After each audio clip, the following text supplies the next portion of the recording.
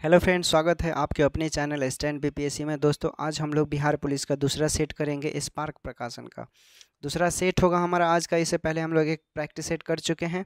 और देखिए इसमें क्या रहेगा, हिंदी, इंग्लिश और क्या रहेंगे आपके जीके जीएस। ठीक ना। देखिए हम बता देते हैं, हिंदी से 10 प्रश्न पूछे जाएंगे। हिंदी से बिहार पुलिस में आपके 10 प्रश्न पूछे जाएंगे। और इंग्लिश से 5, इंग्लिश से 5 कितने हुए, यानी कि 15। हिंदी इंग्लिश मिलाकर आपके कितने क्वेश्चन रहेंगे, हिंदी और इंग्लिश मिलाकर 15 क्वेश्चन रहेंगे। ठीक। और जीके, जीके से कितने प्रश्न पूछे जाएंगे, जीके से कितने प्रश्न पूछे जाएंगे, तो जीके से आपके 45 नंबर प्रश्न पूछे जाएंगे जीके से। ठीक। और साइंस जिसे विज्ञान बोलते हैं, विज्ञान से कितने प्रश्न पूछे जाएंगे, विज्ञान से कितने प्रश्न पूछे जाएंगे, तो विज्ञान से आपके 30 प्रश्न पूछे जाएंगे। कितने, 30 प्रश्न पूछे जाएंगे। और 10 मैथ रहेगा। ठीक है, तो आप समझ गए। ये सब हम लोग सेट आज करेंगे इसमें। चलिए देखिए क्या है दोस्तों, पहला क्वेश्चन आपके सामने है। देखिए, निम्नलिखित में से प्रश्नार्थक निपात इसमें से कौन सा है, कौन सा है, तो राइट आंसर क्या हो जाएगा। किसी भी बात पर अतिरिक्त भार देने के लिए जिन शब्दों का प्रयोग किया जाता है उसे निपात कहते हैं। जैसे तक, मत, क्या, अब बोलते हैं ना अचानक क्या, केवल ऐसे बोलते हैं ना, तो उसी को समझ गए। चलिए अगला प्रश्न देखिए। अगला प्रश्न है दोस्तों, संकेतवाचक अवयव वाक्य है इसमें कौन सा है, तो राइट आंसर हो जाएगा यह गिलास आधा भरा हुआ है। चूंकि संकेतवाचक जो अवयव संकेत या शर्त वाक्य में बताकर दूसरे वाक्य में उसका फल संकेत करता है, क्या फल, तो यहाँ पर पानी आधा है वो बता रहा है। अगला प्रश्न देखिए। अगला है, किसी वर्ण में हलंत का प्रयोग किया जाता है। किसी वर्ण में हलंत का प्रयोग ब्राह्मण लिपि से व्युत्पन्न लगभग सभी लिपियों में प्रयुक्त एक चिन्ह होता है। जिस व्यंजन के बाद क्या किया जाता है, यह चिन्ह लगाना जरूरी होता है। तो इस तरह राइट आंसर क्या हो जाएगा, वर्ण के बिना स्वर से प्रयोग करने के लिए। समझ गए। अगला प्रश्न देखिए। अगला प्रश्न है दोस्तों कि सर्वनाम व सर्वनामिक विशेषण का वाक्य क्या है। सर्वनाम व सर्वनामिक विशेषण का वाक्य क्या होगा, इसमें से क्या राइट आंसर होगा, तो राइट आंसर हो जाएगा यह पुस्तक मेरी है और वह तुम्हारी है। तो राइट आंसर ये हो गया। अगला प्रश्न देखिए। अगला प्रश्न क्या है दोस्तों, नीलकंठ शब्द क्या है।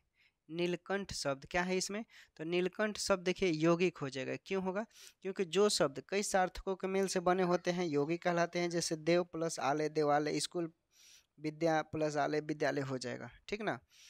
निम्नलिखित में भारतेंदु का सही संधि विच्छेद क्या होगा। भारतेंदु का सही संधि विच्छेद भारत प्लस इंदु हो जाएगा। ठीक ना, भारत प्लस इंदु। आगे देखिए, आगे है आपका कि सजन का विपरार्थक शब्द क्या होगा। सजन का विपरार्थक शब्द क्या होगा, तो सजन का विपरार्थक शब्द दुर्जन होता है। सजन का विलोम दुर्जन, खल, दुष्ट बोल सकते हैं। सजन का प्रवचन साधु, विशिष्ट बोल सकते हैं आप। आगे देखिए, आगे है दोस्तों क्या है, जातिवाचक संज्ञा से भाववाचक संज्ञा के निर्माण का सही उदाहरण क्या होगा। सही उदाहरण क्या होगा, तो इसमें से लड़का, लड़कपन। चूंकि जातिवाचक संज्ञा से भाववाचक संज्ञा बनाना है हमें। मनुष्य से क्या मनुष्यता, मित्र से क्या मित्रता, प्रभु से क्या प्रभुता। समझ रहे हैं ना। वैसे ही अब देखिए हम जीके जीएस करेंगे। चूंकि इंग्लिश मैंने छोड़ दिया, 5 नंबर का है, तो वो ये जो प्रैक्टिस सेट है प्रीवियस ईयर का। ये परीक्षा कब हुआ था, 2010 में 1 मई को एग्जाम हुआ था। 2010 1 मई को परीक्षा हुआ था दोस्तों। वही ये सेट है, मॉडल सेट। 100 प्रश्न इसमें पूछे गए हैं। देखिए यहाँ से 45 नंबर जीके का होगा। प्रीवियस ईयर्स में देख लीजिए, जीके 45 नंबर पूछा है इसमें। तो पृथक निर्वाचन पद्धति की शुरुआत निम्न में से किसके द्वारा की गई। पृथक निर्वाचन पद्धति की शुरुआत निम्न में से किसके द्वारा की गई, किसके द्वारा की गई, तो ये किया गया था, ये मार्ले मिंटो द्वारा। ठीक ना, मार्ले मिंटो द्वारा किया गया था 1909 में। अगला प्रश्न देखिए। अगला प्रश्न है क्या है, स्वतंत्रता या मृत्यु का नारा किसके द्वारा दिया गया। स्वतंत्रता या मृत्यु का नारा किसके द्वारा दिया गया, तो अमेरिकी सेना द्वारा। स्वतंत्रता या मृत्यु का नारा अमेरिकी सेना के द्वारा दिया गया था, याद रखिएगा। अगला प्रश्न देखिए। अगला है, बोस्टन बंदरगाह पर 340 चाय के बॉक्सों को समुद्र में फेंका गया। बोस्टन एक बंदरगाह है जिसमें 340 चाय के कप जो होता है समुद्र में फेंक दिया गया बॉक्स। इस घटना को किस नाम से जाना जाता है, तो Boston T party. Boston T party नाम से ही पता चल रहा है। अगला प्रश्न देखिए। अमेरिका, कनाडा, डेनमार्क, ब्रिटेन, पुर्तगाल, फ्रांस, बेल्जियम, हॉलैंड, लग्जमबर्ग, तुर्की और ग्रीस एक सैनिक संधि की, जिसे क्या कहा जाता है, इन सभी देशों के द्वारा एक संधि किया गया, इसे हम लोग बोलते हैं नाटो। नाटो के द्वारा, जैसे America, Canada, Denmark, America, Canada, Denmark, Britain, पुर्तगाल, फ्रांस, ब्रिटेन, पुर्तगाल, फ्रांस, बेल्जियम, हॉलैंड, लैक्समार्क, तुर्की और ग्रीस, ऐसे याद रखिएगा। अगला प्रश्न है आपका कि राष्ट्र संघ के अस्थायी सदस्य कौन थे। राष्ट्र संघ के अस्थायी सदस्य कौन थे, तो चीन, जापान, ब्रिटेन और रूस। चीन, जापान और ब्रिटेन और रूस, समझ गए। अगला प्रश्न देखिए। अगला प्रश्न है प्रथम विश्व युद्ध का मुख्य कारण क्या था। प्रथम विश्व युद्ध का मुख्य कारण क्या था, त्रिपक्षीय संधि। क्या था दोस्तों, त्रिपक्षीय संधि था। अगला प्रश्न देखिए। अगला प्रश्न क्या है, पाषाण युग में काटने के लिए समानता प्रयुक्त उपकरण को क्या कहा जाता है। पाषाण युग में काटने के लिए समानता प्रयुक्त उपकरण को क्या कहते हैं, तो इसे कहते हैं गड़ासा। क्या कहते हैं, गड़ासा, याद रखिएगा। गड़ासा बोलते थे पाषाण युग में काटने के लिए जो उपकरण का प्रयोग किया जाता था उसे।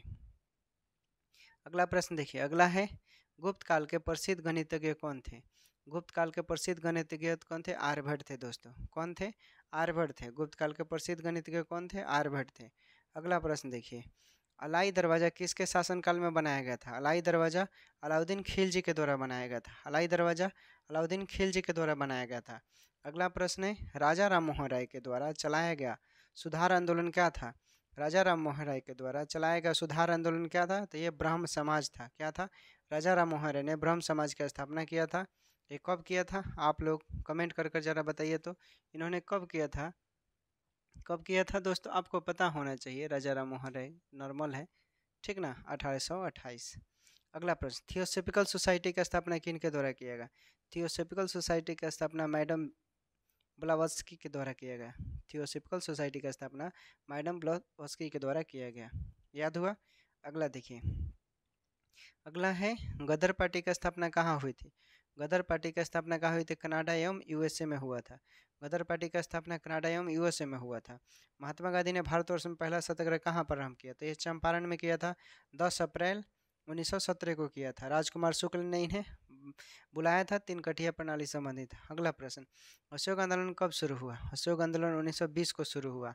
अशोक आंदोलन 1 अगस्त 1920 को शुरू हुआ था, ठीक ना, याद रखिएगा। अशोक आंदोलन कब शुरू हुआ था दोस्तों, अशोक आंदोलन कब शुरू हुआ था, तो बोलिएगा कि 1920 को। समझ लीजिए। देखिए, चपरावल एक्ट, जालियांवाला कांड और खिलाफत आंदोलन, ये क्या गांधी जी ने किया था शुरुआत। लेकिन 1 अगस्त 1920 को इन्होंने अशोक आंदोलन प्रारंभ किया, क्योंकि इनसे काम नहीं बना।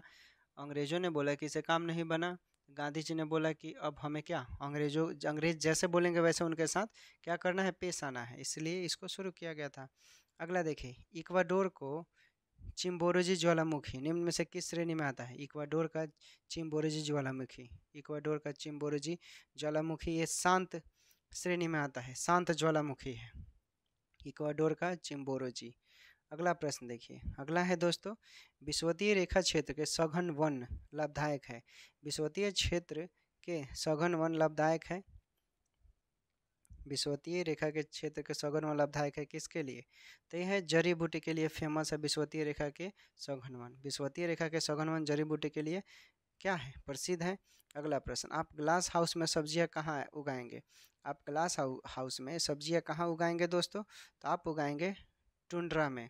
आप ग्लास हाउस में सब्जियां कहाँ उगाएंगे, तो टुंड्रा में उगाएंगे, ठीक है। अगला प्रश्न देखिए। विषुवत रेखा के समीप तापमान सबसे अधिक होता है क्यों। विषुवत रेखा के समीप तापमान सबसे अधिक होता है क्यों, तो ये होता है दोस्तों, ताप छोटे क्षेत्र में केंद्रित होता है।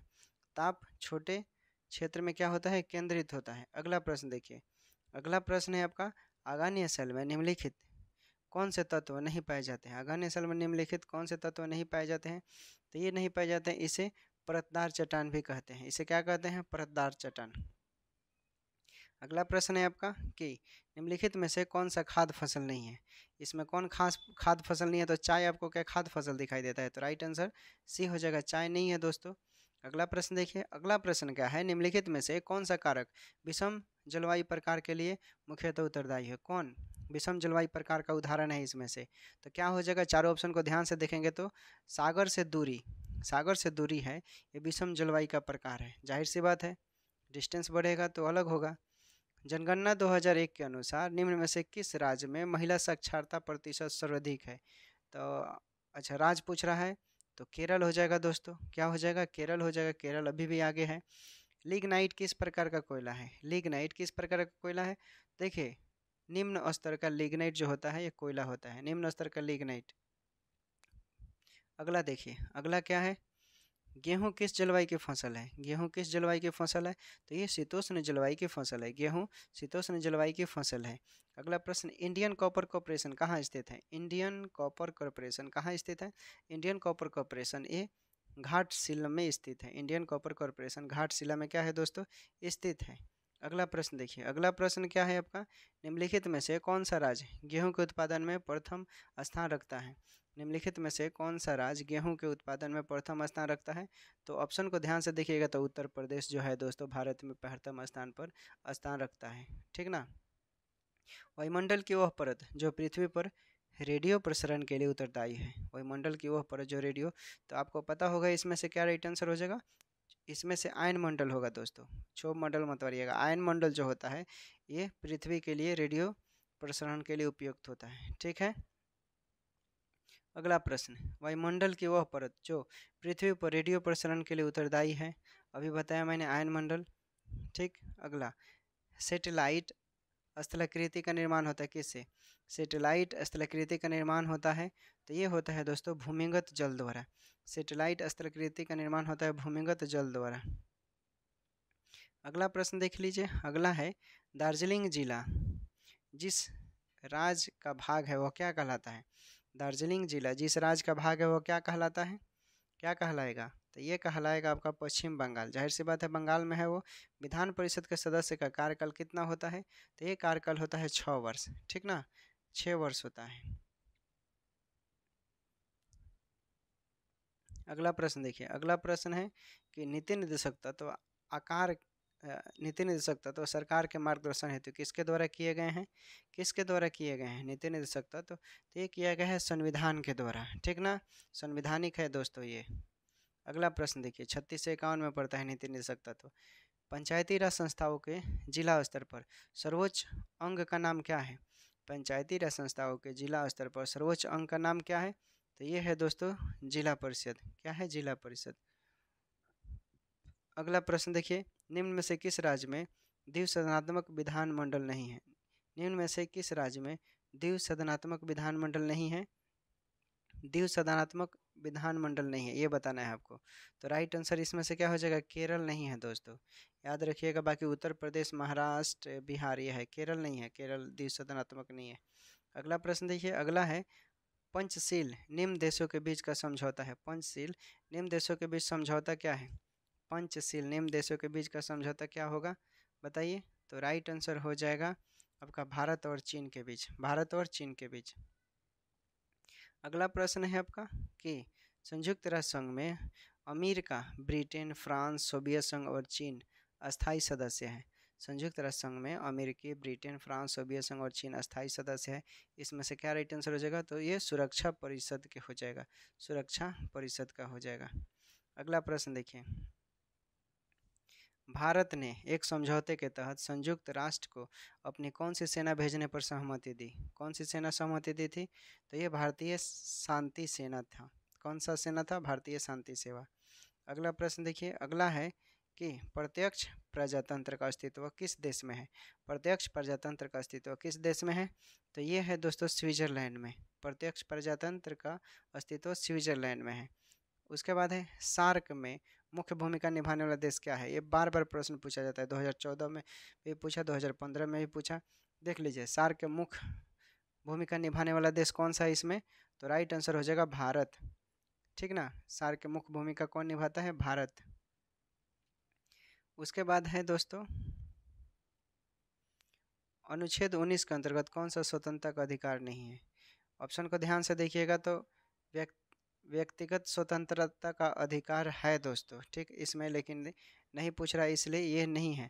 संघ एवं संगठन की रचना का अधिकार, आप संघ बना सकते हैं, संगठन बना सकते हैं, बोल सकते हैं, भाषण देने की आज़ादी है। ठीक ना, तो ए बी सी सही है, ए बी डी सही है, लेकिन आपका सी ऑप्शन के अकॉर्डिंग गलत हो गया। अगला प्रश्न देखिए, निम्नलिखित में से कौन सी भारतीय संविधान की विशेषता नहीं है? कौन भारतीय संविधान की विशेषता नहीं? तो भारत लिखित संविधान है दोस्तों, इसमें दिया है लिखित, इसलिए भी आपका नहीं है इसमें से। अगला प्रश्न देखिए, उच्च न्यायालय के न्यायाधीश का रिटायरमेंट की उम्र कितनी है? रिटायरमेंट की उम्र दोस्तों ये 62 साल है। उच्च न्यायालय के न्यायाधीश की रिटायरमेंट 62 साल पर होती है। अगला प्रश्न है, राज एक मूलभूत तत्व है। राज क्या है? राज एक मूलभूत तत्व है तो संप्रभुता हो जाएगा। राज एक मूलभूत तत्व है, संप्रभुता हो जाएगा। अगला प्रश्न देखिए, संयुक्त राष्ट्र अंतर्राष्ट्रीय बाल आपातकाल फंड का लघु रूप क्या है? संयुक्त राष्ट्र अंतर्राष्ट्रीय बाल आपातकाल फंड का लघु रूप क्या है? तो ये हो जाएगा आपका यूनिसेफ। यूनिसेफ हो जाएगा। अगला प्रश्न देखिए, अब विज्ञान से आपके कितने क्वेश्चन रहेंगे दोस्तों? 30, यानी जीएस से आपके 30 प्रश्न पूछे जाएंगे बिहार पुलिस में। तो आप अगर तैयारी कर लेते हैं तो आपका अच्छा खासा हो जाएगा। चलिए देखिए, तरंगे जो कि धातुओं से संचरित होती है उसे क्या कहते हैं? उसे क्या कहेंगे? देखिए, अनुदैर्घ्य तरंग भी बोलेंगे, अनुप्रस्थ तरंग भी बोलेंगे। दोनों राइट आंसर हो जाएगा। तो इस तरह आपका सी राइट आंसर, अनुदैर्घ्य और अनुप्रस्थ दोनों हो जाएगा। अगला प्रश्न देखिए, अगला है कि एक चाबी भरी घड़ी की कमानी में किस प्रकार की ऊर्जा होती है? एक चाबी भरी घड़ी की कमानी में किस प्रकार की ऊर्जा होती है? तो इसमें स्थितिज ऊर्जा होती है, ठीक ना, स्थितिज ऊर्जा। अगला प्रश्न देखिए, 50 न्यूटन के बल का एक्स अक्ष पर घटक 30 न्यूटन है, इसका वाई अक्ष के दिशा में घटक क्या होगा? ये थोड़ा समझने वाला प्रश्न है दोस्तों, ठीक ना। आंसर इसका हो जाएगा 40 न्यूटन। लेकिन कैसे 40 न्यूटन होगा समझिए, आप जब ऐसे बनाएंगे वाई अक्ष एक्स अक्ष, तो यहाँ से मिलाइएगा तो एगो समकोण बन रहा है ना। तो फिगर के अकॉर्डिंग हो जाएगा पी स्क्वायर क्यू स्क्वायर और प्लस आर स्क्वायर, ठीक।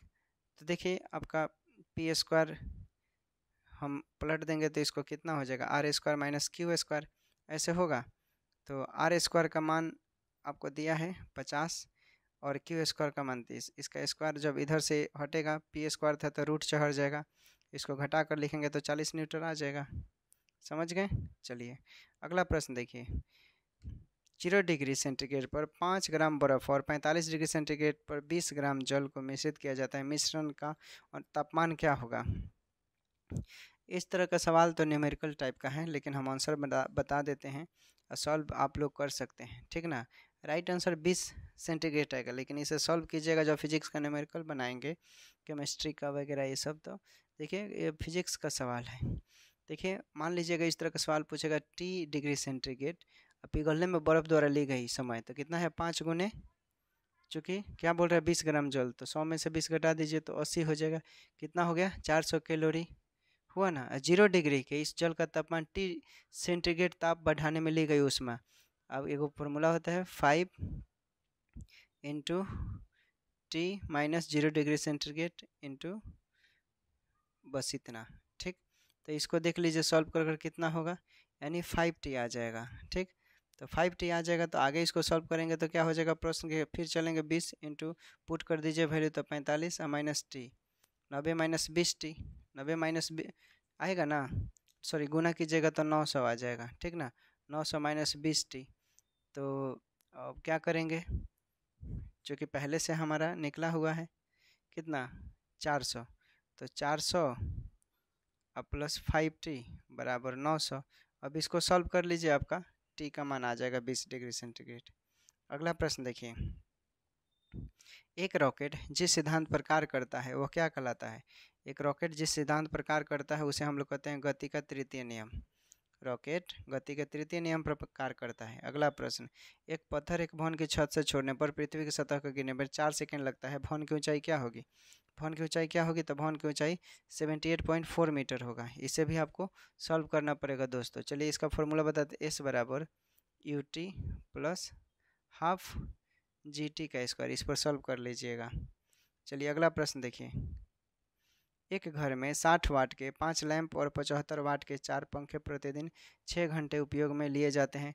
30 दिन के एक महीने में उपयोग की गई कुल यूनिट क्या है? कुल यूनिट क्या हो जाएगा? तो इसे भी आपको क्या करना पड़ेगा दोस्तों, सॉल्व कैसे करेंगे, चूँकि 60 गुने 5 प्लस 75 गुने 4 बराबर कितना दिया है? कितना आ जाएगा 600 वाट, ठीक ना, 600 वाट के बराबर आ गया। सॉल्व कीजिए, तो सॉल्व करेंगे तो इसका मान कितना आ जाएगा दोस्तों, कितना आएगा, ध्यान से सॉल्व करेंगे तो 108। चलिए अगला प्रश्न देखिए, अगला प्रश्न क्या है, एक तरंग 0.8 सेकंड में 24 चक्र पूरा करती है, तरंग की आवृत्ति क्या होगी, तरंग की आवृत्ति क्या होगा, 30 हर्ज हो जाएगा। कितना हो जाएगा दोस्तों, 30 हर्ज। क्यों होगा समझिए, चूँकि t बराबर 0.8 बाई 24, ठीक, आपको पता है n बराबर कितना होता है 1/t, होगा ना, तो ये किसके बराबर हो जाएगा, क्रॉस मल्टीप्लिकेशन कर कर मान निकाल सकते हैं, 30 हर्ज आ जाएगा। अगला प्रश्न देखिए, अगला प्रश्न है दोस्तों कि एक अस्थायी चुंबक किसी निश्चित बिंदु पर चुंबकीय क्षेत्र B उत्पन्न करता है, यदि इसे 2 बार भागों में काट दिया जाता है तो उस बिंदु पर उत्पन्न चुंबकीय क्षेत्र का मान क्या होगा, क्या होगा दोस्तों, बता सकते हैं क्या आप लोग, बताइए, बता सकते हैं तो देखिए इसका राइट आंसर हो जाएगा B/2, ठीक ना, जब काटेंगे तो B/2। चलिए अगला प्रश्न देखिए, अगला प्रश्न क्या है, सूचीबद्ध फोकस दूरियों को 4 लेंसों का प्रयोग एक सूक्ष्मदर्शी के अभिदृश्य के रूप में करने पर विचार किया जा रहा है, जो लेंस किसी निश्चित नेत्रिका के साथ सर्वाधिक आवर्धन पैदा करेगा उसकी फोकस दूरी क्या होगी, उसकी फोकस दूरी कैसा होगा इसमें, जब इस तरह का स्टेटमेंट मिलेगा तो -5 मिलीमीटर होगा, -5 मिलीमीटर होगा, ठीक है दोस्तों। चलिए अगला प्रश्न देखिए, आगे का प्रश्न है आपका, घरेलू खाना पकाने की गैस मुख्य रूप क्या होता है, घरेलू खाना पकाने की गैस मुख्य रूप से क्या होता है, इसमें क्या होता है, क्या होता है बताइए, देखिए इसमें आपका होता है दोस्तों, यानी ब्यूटेन और आइसोब्यूटेन, ठीक ना, याद रखिएगा ब्यूटेन और आइसोब्यूटेन। चलिए अगला प्रश्न देखिए, अगला है, रदरफोर्ड के अल्फा कण प्रकीर्णन प्रयोग द्वारा जिसकी खोज हुई उसे क्या बोलते हैं, उसे क्या बोलते हैं, तो उसे प्रोटॉन बोलते हैं, ठीक ना, रदरफोर्ड के अल्फा कण प्रकीर्णन द्वारा प्रोटॉन का खोज किया गया।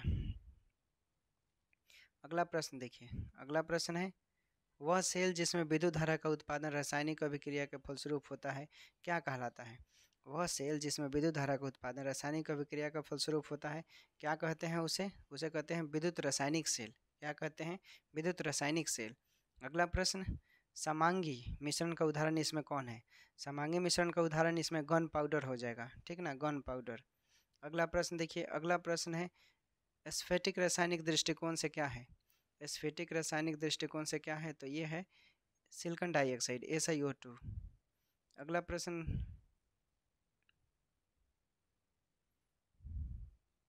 जब मैग्नीशियम और क्लोरीन के बीच अभिक्रिया होती है तब क्या कहलाता है, जब मैग्नीशियम और क्लोरीन के बीच अभिक्रिया होती है तो उसे क्या कहते हैं, उसे हम लोग कहते हैं प्रत्येक मैग्नीशियम परमाणु में 2 इलेक्ट्रॉन क्या करता है, त्याग करता है, 2 इलेक्ट्रॉन त्याग करता है।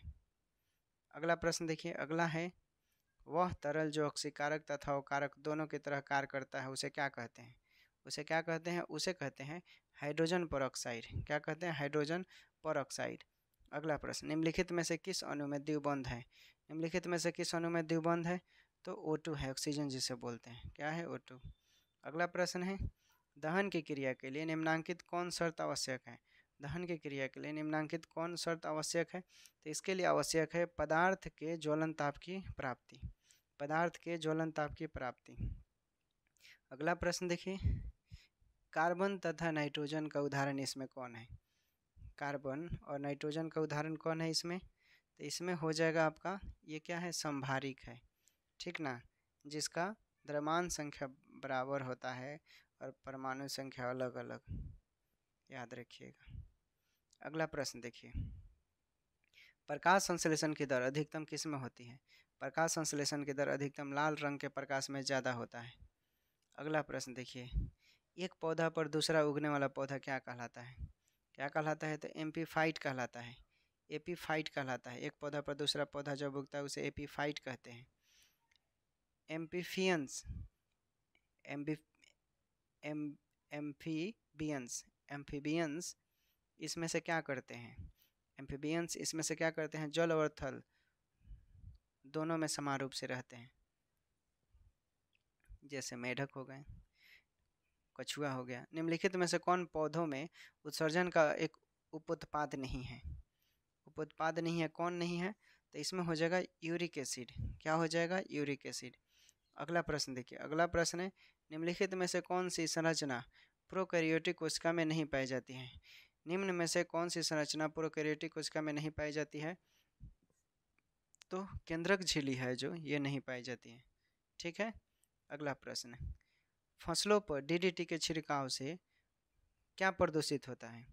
क्या प्रदूषित होता है? तो ये होता है वायु, मृदा तथा जल। वायु, मृदा तथा जल होता है। अगला प्रश्न देखिए, एफ्लॉक्टिसन एफ्लॉटिक्सन नामक विष उत्पन्न किया जाता है। एफ्लॉटिक्सन नामक विष उत्पन्न किया जाता है किससे? ते फंगस द्वारा उत्पन्न किया जाता है। किससे? फंगस द्वारा। अगला प्रश्न देखिए, अगला प्रश्न है मानव शरीर के किस अंग में रुधिर ऑक्सीजन युक्त होता है? मानव शरीर के किस अंग में रुधिर ऑक्सीजन युक्त होता है? तो ये होता है आपका फेफड़ा द्वारा। किसके द्वारा? फेफड़ा के द्वारा। अगला प्रश्न है निम्नलिखित में से कौन सुमेलित युग्म नहीं है? कौन सुमेलित युग्म नहीं है? देखिए, साल्मोनेला जो है कुष्ठ से नहीं होता है। प्लाज्मोडियम मलेरिया सही है। टेनिया सोलियम टेनिया से सही है। अगला प्रश्न देखिए, अगला है कि मियोसिस के लिए कौन सा कथन सही है? मियोसिस के लिए कौन सा कथन सही है?